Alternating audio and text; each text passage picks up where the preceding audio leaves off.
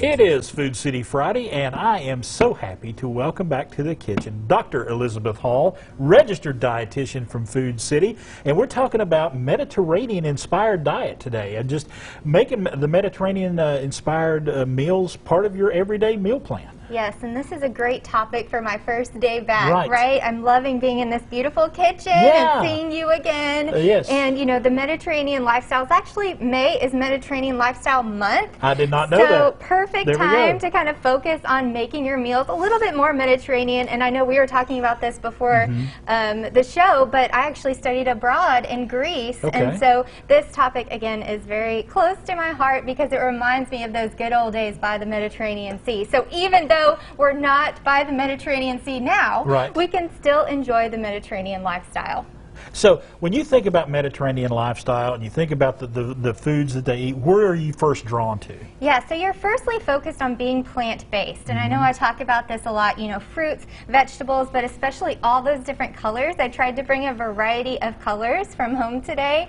So you can see you're focusing on getting those colors in, and those different colors mean different nutrients, right? Different antioxidants and phytochemicals that give your body different uses. So a lot of times when we talk about the Mediterranean lifestyle, we think about preventing chronic disease or increasing longevity, and a lot of that is due to just being really high in eating lots of fruits and vegetables, those different colors of fruits and vegetables, but also plant-based proteins like, you know, garbanzo beans and those beans and peas, which we're going to make a recipe here in a sec with that today. But, you know, you're also your plant-based oils and nuts and seeds, so lots of different options to enjoy more plant-based lifestyle, and we think that that's probably where all these benefits, these health benefits come from the Mediterranean lifestyle. All right, very good. And Mediterranean lifestyle, and you mentioned this, you sent me some notes, and I was doing some homework last night.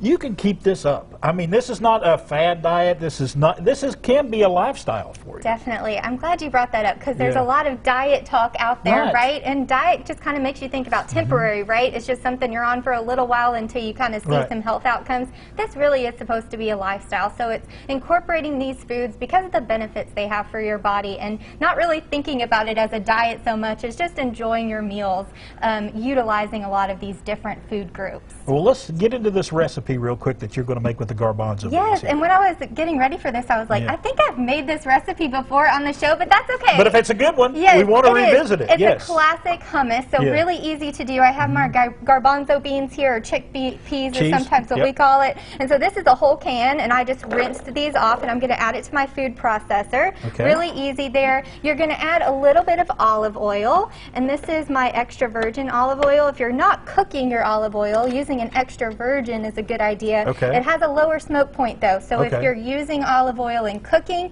you might want to use not an extra virgin olive oil or canola oil, vegetable oil, something like that.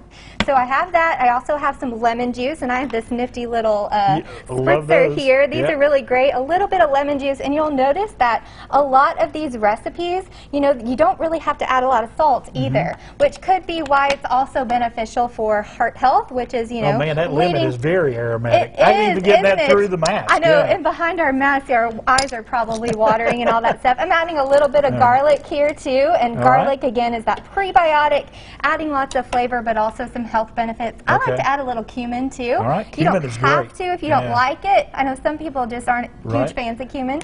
So cumin, and then a little bit of black pepper. And then what I like to do is let this pulse before I add my salt, because you might not need to add a whole lot of salt, and then you're just going to let that pulse, and you can see when it comes out it looks delicious up here in the front. You can add more water, you could add more oil to make it the consistency you're wanting, but really easy. And a lot of times recipes do have tahini in it, which is a sesame paste, but if you don't have that on hand like this recipe, you don't have to use it either. Awesome. Well, we're going to come back in a moment, continue discussing this, look at some other ideas as well in the kitchen. If you want to check out anything that we're doing here today, go to foodcity.com. The preceding portion of Daytime Tri-Cities was sponsored by